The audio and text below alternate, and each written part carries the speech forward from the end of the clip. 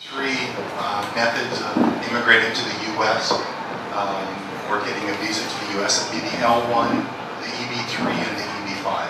Thì hôm nay chúng ta sẽ nói về cái chương trình L1, EB3 và EB5 như But before we talk about that, I think when we talked a little bit earlier when Gloria was talking about the process for immigration, I really love the picture that's on the CDICS brochures and logos, where it shows a bridge or a path. Immigration is very much like that. There are bridges and paths that are available right now to immigrate to Canada, to the US, to Australia, but they won't always be there over time. They'll change. It depends on government, it depends on public opinion within the country. So if you see an opportunity to immigrate that you qualify, don't wait until the opportunity's gone. Nói về định cư thì là tôi rất là thích cái hình của anh Dương á, là anh làm thì nó rất hay, có nghĩa là khi mà định cư á, thì giống như là cái cầu vậy đó, cầu như thế này, nhưng mà một cái chương trình định cư của một chính phủ nào đó nó còn tùy thuộc vào cái tình hình kinh tế chính trị xã hội của nơi đó, nó có thể thay đổi, và khi nó thay đổi thì nó giống như là những con chim này nó bay đi, thì những cái cầu của mình đã bị gãy rồi thì lúc đó quý vị không thể nào quý vị bước qua được, nên quý vị một khi đã có cái định cư như thế nào thì quý vị cần phải quyết định một cách nhanh chóng và tìm cho mình một đối tác phù hợp với cái hoàn cảnh của mình. So the first visa I'm going to talk about today is the L1 visa. This is the intercompany visa, and this is associated with a company called Infreda Pizza in the USA. Và sau đây tôi sẽ nói về vắn tắt về cái chương trình L1, nó liên quan đến một cái dự án tên là nhà hàng Infreda. Thì L1 là gì? To qualify for an L1 visa, a foreign company can appoint a manager, an executive, or a professional with specialized knowledge to run their U.S. subsidiary or affiliated company. Cái đối tượng của cái visa L1 này là những người là manager, những người giống như là chức vụ là trưởng phòng hoặc là giám đốc tại một bộ phận một công ty, và hoặc là những người là gọi là chuyên viên của công ty đó để làm cái công ty mẹ là công ty ở Việt Nam và công ty con, có nghĩa là công ty con là công ty ở Mỹ và mình sẽ chuyển người làm với công ty Mỹ sang công ty Việt Nam sang Mỹ làm việc. For the manager, executive, or professional to qualify, they have to work for the Vietnamese company for at least 1 year out of the last 3 years. Và để mà cái ứng cử viên đó, cái người mà nộp đơn L1 này họ hội đủ cái điều kiện đó thì họ phải làm tại công ty Việt Nam đó là 1 năm, ít nhất là 1 năm liên tục trong vòng 3 năm trước ngày mà cái đơn L1 nộp cho cái cục di trú Mỹ. And if you're wondering whether you qualify as a manager or an executive, you must actually have to manage a department within the organization and have the ability to hire, fire, and promote people within the organization. Và gọi là manager thì mình phải manage, có nghĩa là mình phải quản lý cái công việc của cái bộ phận mình làm. Quản lý ở đây có nghĩa là nhà bạn phải coi cái công việc đó, coi chung công việc như thế nào, phải liên quan đến việc là thuê hoặc là sa thải nhân sự chẳng hạn vậy. Rồi giám đốc có nghĩa là giám đốc của mình là cái chức vụ mình là sẽ làm rất là trên con top. And to qualify for the other subcategory, professional with specialized skills or knowledge, obviously you need to have a particular skill set or knowledge that makes you unique within the company, which is why they require you to be transferred to the U.S. to run the operations. Với chuyên viên thì mình phải chứng minh được là đây mình có những cái skill set như thế nào, mình có những kỹ năng như thế nào mà những cái người khác trong công ty không có, thì mình phải chứng minh được rằng mình là chuyên viên có những kỹ năng đặc biệt tại công ty Việt Nam. A little bit about the L1 visa. The first issuance of the L1 visa is either for 1 year or for 3 years, depending whether it's a startup company or it's an existing company. Thì khi mà mình xin cái visa L1 á, cái visa L1 cái thời hạn của mình trong cái lần mà visa L1 đầu tiên á, nó sẽ là 1 năm hoặc là 3 năm. Ví dụ như là 1 năm á, là dành cho người qua bên Mỹ để mở một công ty mới, hoặc là nếu công ty mà mình đầu tư sang bên đó nó đã có sẵn rồi thì cái visa L1 của mình có khi được cấp á, nó sẽ có thời hạn là 3 năm. From there, the visa gets renewed in 2-year increments for a maximum of 7 years.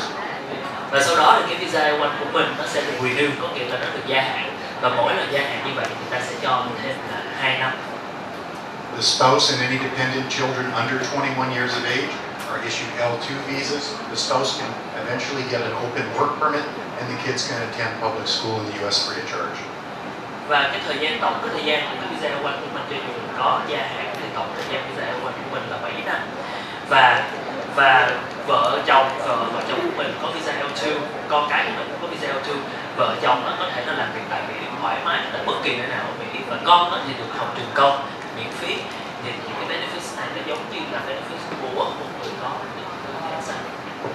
The L1 is a dual intent visa, so this allows you to change your status to permanent residency within the U.S. And this can be done after you've landed in the U.S. and worked for a year. You can then qualify either for EB2, EB3, or potentially EB5 or EB1C. Và sau khi mà mình đã có cái visa L1 để một cách hợp pháp rồi đó, mình đã được đặt chân đến Mỹ, thì mình có thể nộp đơn cho những chương trình định cư dài hạn thẻ xanh, ví dụ như là EB1C, EB2, EB3 hoặc là EB5. Bởi vì về mặt luật pháp thì visa L1 cho phép mình có quyền được nộp hai chương trình song song một lúc. Khi mình có visa L1 đặt chân đến Mỹ rồi một cách nhanh chóng, mình có thể là nộp đơn cho những chương trình định cư thẻ xanh khác. Of course, the main advantages to L1 is the processing time. Start to finish, most applications can be completed within 4 to 6 weeks, so it allows you quick, immediate access to the U.S. Cái điểm quan trọng nhất, cái lợi quan trọng nhất của visa L1 này đó là cái thời gian processing nó rất là nhanh, nó từ là 4 tháng đến 6 tháng, và bởi vì là nó nhanh như vậy nên là khi mình đã chân tới Mỹ rồi mình có thể nộp đơn cho cái chương trình của thẻ xanh mà không cần phải đợi lâu dài như là những cái chương trình của thẻ xanh của biết ở Việt Nam có thể phải dành 2 năm. Now I'm going to let you a little bit know about the partner we're working with, Infreda Pizza. Infreda is Italian for in a hurry. It's a fast, casual concept restaurant that serves pasta, pizza, the world's best wings. You've got to trust me on this. Once you have the wings, you'll never go back. Craft beer and wine. And there's some pictures on the front which show the flagship store and some of the pizza that's made as well as the oven that's used. Thì những cái hình này á, là những cái hình được chụp từ cái nhà hàng Infreda tại bang Dallas, tại thành phố Dallas của bang Texas, Mỹ. Thì ở đây á, Infreda là ở trong tiếng Ý có nghĩa là nhanh, in a hurry. Thì đây á, là cái đối tượng khách hàng của nhà hàng Infreda là những cái đối tượng khách hàng là từ bình dân cho tới là trung cấp, không phải là một cái nhà hàng mà mình phục vụ là cao cấp gì, không phải là rất là đắt, mà là đối tượng ai cũng có thể có nhà hàng để ăn được. Và ở đây là phục vụ là những cái món ăn pizza và những cái món ăn như là salad chẳng hạn. Và cái điều rất là quan trọng là life-changing chicken wings, có nghĩa là ăn xong cái cánh gà này là cảm thấy cuộc đời mình biến đổi bởi vì nó ngon quá. And in case you're wondering why the name Infreda, they use a special pizza oven that's superheated. From the time you order your pizza to the time it arrives at your table is less than 7 minutes. Infreda ở đây có được Infreda pizza là cái là nhanh, thì có nghĩa là một khi từ hình của quý vị order cho tới khi mà nhận được là phải từ 5 tới 7 phút, nó nhanh. If you've ever had a pizza from Pizza Hut or from Domino's, and you then try an Infreda pizza, you'll never be able to go back to eat the other pizzas. Part of which makes Infreda special, all the house or all the crusts are made in-house, all the sauces are made in-house, all the ingredients are sourced locally by the chefs, and of course they use real cheese, which is not always used in all the major brands anymore. Có một điểm rất là đặc biệt khác với những cái pizza thông thường, quý vị biết là Pizza Hut hay là Domino thì họ có thể là họ sử dụng cái sauce hoặc là những ingredients ở từ bên ngoài. Tất cả những cái ingredients, những cái nguyên liệu để làm nên pizza sauce, làm pizza Infreda đều được chế biến ngay tại nhà hàng. Đó là điểm khác biệt rất là nhiều so với những cái chuỗi pizza khác. And of course then there's the life-changing chicken wings. And they really are. This started off as a side dish with the restaurant. And as it turns out, they sell over 50% of everything they sell in the restaurant is chicken wings. And they are just truly incredible. Cái người chủ của nhà hàng này ban đầu là cái chicken wings này họ chỉ cho như cái side dish thôi, có nghĩa là một cái món ăn phụ. Tuy nhiên là sau khi là mở nhà hàng gần năm thì là cái lượng mà cái sale bán từ cái này nó là nhiều nhất, nó trở thành cái món chính, nên là hiện tại đây là cái món ăn đang được rất là yêu thích, là món chính của nhà hàng, món cánh gà chiên và món gà không. Part of why we're confident in recommending Infreda as an L1 product, 4 particular individuals who are in the management of Infreda all have extensive experience in the food and hospitality industries. Angela Park, Andrea Pisano, Gabriel Hand, and Gregory Dishman. Những cái người như là Angela Park, như là Andrea Pisano hay là Gabriel Han, Gregory Dishman đều là những người có những cái thâm niên trong cái lĩnh vực ăn uống, điều hành và mở nhà hàng tại Mỹ rất là lâu rồi. Và đây là 4 nhân vật quan trọng trong cái ban quản lý của nhà hàng Fred. And these are just some of the sales forecasts for the different options that are available for an L1 investment. You can see immediately stores start to have sales in their first year of operation between 800,000 to $1.2 million. Hiện tại đây là cái sales forecast là giống như là cái dự toán doanh thu của nhà hàng. Ở đây dự toán doanh thu của nhà hàng thì dựa trên hai mô hình. Mô hình đầu tư thứ nhất là 350.000 và mô hình đầu tư thứ hai là 500.000. Đối với chương trình là đầu tư 350.000 thì là cái dự toán doanh thu là từ 800.000. And the concept has been just hugely welcomed in the and accepted in the Texas area. You can see Yelp reviews. There's reviews on Facebook. There is Google reviews. Average review is over 4.5 stars. So again, the quality of the product is there. The people love it. It's just an overall wonderful atmosphere for the restaurant. Thì hiện tại những cái comment rất là tốt, như là wonderful atmosphere, như là Brian đã nói là không biết nhà hàng rất là tuyệt vời, và những cái mạng xã hội như là Facebook hay là Yelp đánh giá rất là cao cho tầm 5 điểm cho nhà hàng Fred. Now there's two types of ownership models available under L1. That's up to the individual whether they choose to own 100% or 90%. And there's two different models, being a $350,000 store and a $500,000 store. Có hai mô hình đầu tư cho nhà hàng Fred với cái chương trình Visa L1 đó là 350.000 và 500.000. Thì với mỗi chương trình như vậy thì có hai cái mức đầu tư là 100% và 90%. In addition to the investment amount, there's about another $23,000 that's legal fees and government processing.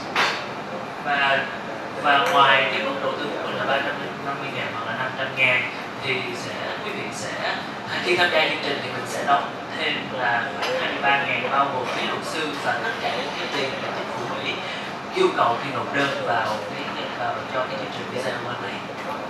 No matter what option you choose, in-credit management will be there to assist you, so you learn how to operate. It's in their interest to make sure that each and every location is running properly and is making money. So they'll help you learn the business and learn the industry. Cho dù là mình đầu tư là 100% hay là 90% thì là cái ban quản lý nhà hàng Fred họ sẽ phải đảm bảo cho sự thành công của nhà hàng, bởi vì đây là cái chuỗi nhà hàng nên là mỗi mắt xích của nhà hàng rất là quan trọng. Nếu quý vị làm ăn thua lỗ hoặc quý vị làm ăn sai thì nhà hàng sẽ ảnh hưởng hết luôn quy cái bộ. Nên là cái ban quản lý nhà hàng sẽ make sure là quý vị sẽ phải là đúng chuẩn cho cái hệ thống nhà hàng Fred. Again, through the process on L1, the managers paid a salary of $40,000 a year. Again, we talked about the spouse and the children under 21 getting an L2 visa, allowing the spouse, if they choose, to work in the U.S. and the kids to go to school for free at public school. Cái lợi ích của khi tham gia chương trình L1 Fred này á, là cái người nhận được visa L1 khi họ làm việc tại nhà hàng thì họ sẽ được lương là 40.000 một năm, 40.000 đô một năm. Đồng thời là bởi vì người có visa L1 thì vợ và con mình sẽ có visa L2, vợ hoặc chồng mình sẽ được làm hợp pháp tại Mỹ ở đâu cũng được, và con sẽ được học trường công miễn phí. And this is just a quick summary of how the organizational structure would work under an L1 visa. The foreign, in this case a Vietnamese company, would invest into a U.S. company, whether it's $350,000 or whether it's $500,000. That company would then open up an Infreda location and would receive management consulting from Infreda management, and then of course pays franchising fees to Infreda franchising. Thì ở đây là cho dù mình đầu tư là 300.000 hay là 350.000 hoặc 500.000 với cái 100% ownership là sở hữu 100% thì là công ty L1 Foreign Company, công ty Việt Nam của mình sẽ đầu tư mở một cái nhà hàng như Fred tại Mỹ, và nhà hàng Fred tại Mỹ này sẽ trong cái doanh thu của mình thì sẽ phải đóng phí cho phí cho franchising và đóng phí quản lý cho Fred Management. And this is just a summary of the process for getting an L1 visa. The first thing that occurs is the retainer agreement and legal fees are transferred to the attorney that prepared all the legal documentation. Đây là những cái bước trong cái quá trình mà mình xử lý hồ sơ L1 visa. Cái đầu tiên đó là mình sẽ ký hợp đồng với luật sư. Sau khi ký hợp đồng với luật sư, quý vị rõ là những cái điều khoản mà luật sư sẽ hỗ trợ quý vị điểm nào, thì lúc đó quý vị sẽ thanh toán phí luật sư để luật sư tiến hành thụ lý hồ sơ của mình. Once the retainer fees are paid to the lawyer, the non-disclosure agreement, the investment agreement, the operating agreement, the franchise agreement, and the escrow agreement will all be prepared and sent to you for signature. Và sau đó là những cái luật sư sẽ soạn cho mình những cái bước tiếp theo là những cái hợp đồng về mua bán nhà hàng, và luật sư sẽ giải thích cho quý vị là rất rõ là về cái nhà về những cái hợp đồng này, và sau đó là quý vị ký, và bước tiếp theo là once those agreements are sent back, they're also sent back with the transfer of the investment funds. Once those funds are received, the company is set up and a lease for your Infreda location is signed. Và khi mà quý vị đã ký xong những cái hợp đồng đó thì tới một cái bước rất quan trọng là cái quý vị chuyển tiền đầu tư của mình sang một quỹ tín thác. Quỹ tín thác này đảm bảo là tiền của quý vị sẽ được sử dụng một khi tất cả những cái điều khoản trong hợp đồng nó được thực hiện. Và sau khi bên cái quỹ tín thác cái quỹ đảm bảo tiền của mình, tiền đầu tư của mình nó đã nhân cái gì rồi, thì cái bước tiếp theo là cái bước thành lập công ty và thuê địa điểm để mở nhà hàng. One of the benefits of signing up with Infreda now is you can ask for a specific area where you'd like your store to be located, whether that's in Texas, soon in California, not yet, but they're soon to open in California, but within Texas, if you wanted a store in Houston, you wanted a store in Austin, you wanted a store in Dallas, you can request a particular area, whether that's close to a school that your kids will be attending or not, and Infreda will find a location that suits their needs and your needs. Một cái điểm rất là lợi cho quý vị khi tham gia vào chương trình Infreda ngay tại bây giờ, bởi vì nó còn mới nên là quý vị hoàn toàn có thể lựa chọn cái địa điểm của mình tại những cái bang mà quý vị thích, ví dụ như là Houston, Dallas hay là tại California, bởi vì hiện tại chưa có nhiều cái nhà hàng ở đó. Tuy nhiên một thời gian sau, nếu như mà đã có những người trước họ đã có những cái địa điểm đó rồi thì chắc chắn là quý vị có thể là khó để mà ở cái địa điểm đó, bởi vì là hệ thống nhà hàng sẽ không để cho hai cái nhà hàng nó gần với nhau quá như vậy, thì đương nhiên là cái sale nó sẽ bị ăn lẫn nhau, như vậy sẽ không tốt cho mình. Nên là hiện tại sẽ rất là tốt để có thể là quý vị phải, nếu mà càng sớm thì sẽ rất là tốt để có thể lựa chọn ra cái nơi để cho con mình học nó gần cái nhà hàng đó. Đó là một cái điểm lợi khi mình tham gia vào cái chương trình này sớm ngay bây giờ. Of course, if you choose to wait, that location may not be available in the future. That's because, of course, Infreda doesn't want a store close to another store. They don't want to compete with each other. Và như vậy nếu mà sau khi mình có thể đợi, tuy nhiên là nếu mà mình đợi thì những cái location mà mình muốn có thể là nó không phải như là cái ước nguyện của mình, bởi vì là hai location mà gần nhau quá thì nó sẽ không tốt cho vấn đề kinh doanh, và do đó thì mình đến sau mình phải chọn cái chỗ khác. Once the company set up and the lease is signed, an I-129 petition is filed with U.S. Citizenship and Immigration Service. That takes anywhere from 2 weeks to 3 months to process. Sau khi mình đã có tất cả những cái hồ sơ đầy đủ cho cái visa L1 này, bước tiếp theo là làm hồ sơ I-129 để nộp cho USCIS rồi cũng như nước Mỹ. Once the petition is approved, a DS-160 form is submitted, which is your civil documentation, criminal record search, birth certificates, marriage certificates, and then the file is transferred to the Ho Chi Minh consulate for an interview. Và cái thời gian mà xét duyệt cái I-129 này nó rất là nhanh, có thể là từ 4 đến 6 tháng. Tuy nhiên là nếu mình có thể trả mức phí nhanh thì trong vòng 2 tuần làm việc thôi.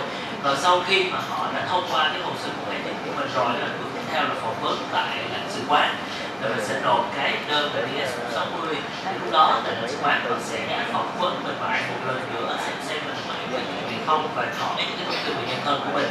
Thì giống như là khi mình đi định cư, visa, đi du lịch thì họ cũng sẽ hỏi như vậy. Tuy nhiên là nếu mà mình có cái chương trình này thì họ sẽ hỏi sâu về cái hình thức là đầu tư của như thế nào. And at the interview, the consular officer is looking for 3 main things. One, they want to make sure that you've worked with the company for at least 1 of the last 3 years.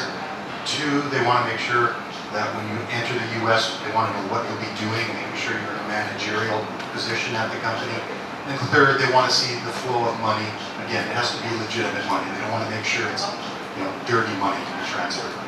Đó, và khi mà đến họ hỏi là có một cái ba vấn đề quan trọng là họ hỏi mình nộp visa L1 này là cho chương trình gì, và cái công việc của mình nó tại Mỹ là như thế nào, có đúng như chất của visa L1 là dành cho manager hay không, là mình có đảm bảo được là mình có phải là mình quản lý công việc tại nhà hàng tại Mỹ hay không.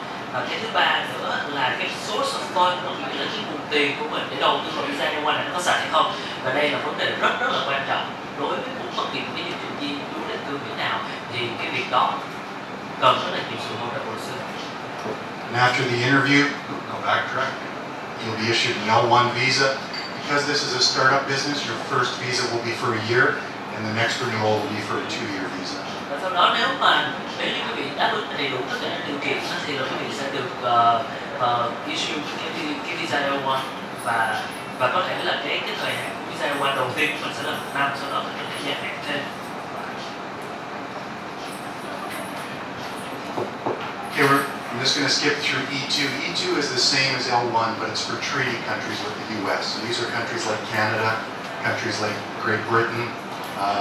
Unfortunately, Vietnam is not a treaty country with the U.S. L1 is the equivalent that's used. Cái visa E2 là cái visa đầu tư Mỹ, tuy nhiên là Việt Nam không nằm trong cái nước gọi là treaty countries của Mỹ, nên là đây là cái chương trình E2 này nó không có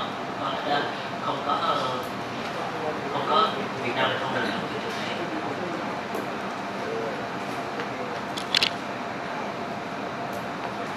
I'll now talk a little bit about the EB3 Unskilled Worker Program.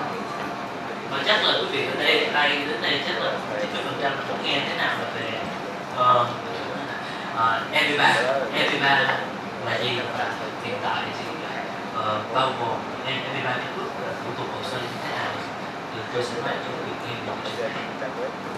EB3 refers to employment-based immigration, and it's the third preference of immigration. And within the EB3 category, there are 3 classifications: professionals, skilled workers, and other workers, which is usually referred to as unskilled workers. Thì chương trình EB3 này là chương trình là định cư thẻ xanh, có nghĩa là khi quý vị có được cái visa từ cái chương trình này thì có nghĩa là quý vị thẻ xanh định cư một cách dài hạn ở Hoa Kỳ. Thì cái third preference thì nó gọi là cái preference thứ 3, nên nó được gọi là EB3. Và trong cái EB3 này nó có 3 cái độ nhỏ, đó là skilled worker. And why EB3 has become so popular in countries like Vietnam and elsewhere around the world is there is no skills required, there are no assets required, there's no educational requirements, no experience, and no language skills. Ở trong cái EB3 này nó có 3 vùng nhỏ. Thứ nhất là skilled worker là lao động có kỹ năng, đây là một đòi hỏi phải có kỹ năng làm việc. Professionals ở đây là những cái người làm việc cái chuyên môn gì là cần đòi hỏi nó có bằng đại học. Và cái này cái 3 này nó là cái phổ biến nhất tại Việt Nam, bởi vì nó không đòi hỏi trình độ, nó không đòi hỏi tiếng Anh, nó không đòi hỏi kiến thức tài chính, nó không đòi hỏi phải có bằng đại học. Nói chung là lao động phổ không được tay nghề. Đây hiện tại ở Việt Nam thì chương trình này rất là phổ biến. This is a little bit of a summary of how the whole EB3 process works. A candidate applying today out of Vietnam should be prepared to wait at least 24 months until the visa is going to be issued. Thì đây là cái quy trình hồ sơ EB3. Ở đây chắc quý vị nó nhỏ quá, chỉ có thấy hàng mà chỉ thấy những cái màu thôi, nên là có thể là mình sẽ giải thích cho quý vị được nghe. Thì thông thường ở Việt Nam cái quy trình toàn bộ cái quy trình EB3 này nó có thể là kéo dài đến 24 tháng. The first 2 steps of the process are undertaken solely by the employer. What they do first is apply to the Department of Labor for a prevailing wage application. The Department of Labor then tells the employer what they need to pay the foreign worker. And the reason this is done is the Department of Labor wants to ensure that the foreign worker is paid exactly the same wage as any U.S. worker. Cái màu đỏ ở đây là 2 cái bước đầu tiên. 2 bước này không hề liên quan đến người nộp đơn của mình, mà nó liên quan đến cái người bảo trợ lao động cho mình. Cái mà họ sẽ làm đó là họ sẽ gửi đơn lên cái bộ lao động Mỹ để họ xác định rằng cái mức lương mà họ sẽ trả cho cái lao động làm công việc EB3 này là bao nhiêu. Và cái thứ hai nữa là họ phải chứng minh được với bộ lao động Mỹ là cái mức lương họ trả cho người lao động thông qua chương trình EB3 này phải ngang bằng với mức lương mà họ trả cho bộ lao động Mỹ tại Mỹ. The employer then needs to advertise just to prove to the government that they're unable to find local U.S. workers to fill the jobs. Now, in many cases, many of the employers that we deal with have turnover in excess of 200%. That means they hire twice their staff every year. So they know there's a chronic turnover problem, and they want to use EB3 to try and fix that. Đó là cái và cái bước tiếp theo của cái người mà bảo trợ lao động cho mình ở cái nơi mà đơn vị tuyển dụng lao động đó, là họ phải, có nghĩa là họ phải quảng cáo trên những cái báo đài địa phương đó, để họ chứng minh rằng tôi đã quảng cáo rồi, tuy nhiên là không có tìm được cái người lao động địa phương đó. Và thực sự là những cái lao động mà họ đang tìm kiếm đó, là cái turnover, có nghĩa là cái là có nghĩa là vừa làm xong đã nghỉ á, cái độ nghỉ việc của họ rất là cao, có thể là hơn là 200%, nên là họ phải chứng minh được là những cái lao động mà họ muốn tuyển dụng EB3 này nó phải là những lao động mà rất là khó tìm, và những lao động thấp như vậy, cái mức lương trả thấp như vậy, nên là họ không tìm được lao động tại địa phương của họ.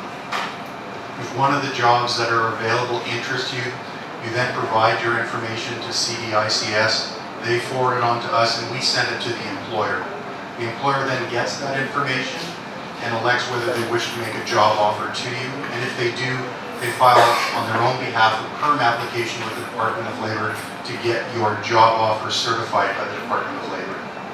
Khi tham gia vào chương trình EB3 này, cái quy trình như thế này là chúng tôi biết được nhiệm vụ của chúng tôi là chúng tôi có cái mối quan hệ với cái nhà tuyển dụng lao động. Chúng tôi biết được là cái nhà tuyển dụng nào ở nơi nào mà có cái vấn đề mà lao động họ thiếu hụt lao động trầm trọng. Và tại Việt Nam này thì quý vị biết là công ty CDICS là những cái loại thương mại đại diện của tôi tại Việt Nam, thì anh Dương Trần Tuấn anh ấy sẽ lấy cái thông tin của quý vị, và sau khi đó anh ấy lọc hồ sơ và anh ấy làm đưa cái hồ sơ này cho quý vị, xong rồi thì anh ấy đưa cái hồ sơ đó cho chúng tôi, và chúng tôi sẽ gửi cái hồ sơ đó cho cái nhà bảo trợ lao động đó, và nhà bảo trợ lao động đó sẽ dùng hồ sơ quý vị để nộp lên Bộ Lao động, và nếu mà Bộ Lao động chấp nhận được thì họ sẽ cho quý vị một LC là Legal Certificate, là cái gọi là chứng chỉ lao động đó mà. Once the employer receives the labor certificate, they let us know, and that's when we get involved to start the I-140 petition process to start the permanent residency application with U.S. Citizenship and Immigration Service. Và sau khi có chứng chỉ lao động rồi đó thì là employer đó, nhà bảo trợ lao động đó sẽ báo chúng tôi báo lại cho anh bên CDICS, và lúc đó thì sẽ báo lại cho quý vị. Và khi mà đã tới đã nước LC rồi đó, thì tiếp theo sẽ là hồ sơ I-140, và chúng tôi sẽ gửi cái hồ sơ I-140 này cùng với lại cái giấy phép lao động đó, chứng chỉ lao động đó, để nộp lên cho quý vị. Once the petition is approved by USCIS, then gets sent to the State Department where a fee bill notice is issued. And again, at that time, you'll produce your civil documentation, birth certificate, marriage certificate, criminal record searches, and pay a visa fee bill. After that occurs, the file gets sent to the consulate for a visa interview. Và sau khi cái xét hồ sơ I-140 rồi đó, thì lúc này là chúng tôi gửi cái hồ sơ lên Bộ Ngoại giao người lúc đó thì họ sẽ đòi hỏi là những cái giấy tờ chứng minh về nhân thân của mình, và sau khi là họ đã thông qua những cái giấy tờ chứng minh về nhân thân của mình là chúng bước lên phỏng vấn tại lãnh sự. It's right now during the USCIS stage and at the visa consular interview stage where the process is slowing down a little. And this is just because of the popularity of the EB3 program. Thì hiện tại cái thời gian mà từ khi mà cái đơn 140 nộp đơn 140 cho tới cái lúc mà thời gian mà quý vị đi phỏng vấn tại lãnh sự quán, thì hiện tại bây giờ thì nó chậm hơn một tí so với là năm.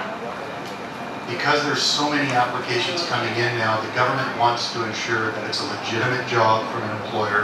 They really need the worker, and that the worker hasn't paid the company in order to get a job offer issued. And this sometimes takes time for the government to look into. Thật ra nó cũng đơn giản, tại sao thời gian nó kéo dài nhanh hơn, bởi vì cái chương trình EB3 này càng ngày càng phổ biến tại Việt Nam. Và một khi phổ biến tại Việt Nam thì là có rất là nhiều hồ sơ đưa lên, và nhiều hồ sơ đưa lên như vậy thì là cái cục di trú Mỹ họ phải đảm bảo rằng là tất cả những cái công việc này, những cái công việc nhà bảo trợ này là người được tuyển dụng lao động, họ có trả tiền cho cái employer hay không. Nếu mà không có thì họ sẽ phải đó, thì họ phải make sure là tất cả những cái hồ sơ này hoàn toàn hợp lệ và theo luật pháp của Mỹ. Và bởi vì có nhiều hồ sơ này, cái thời gian nó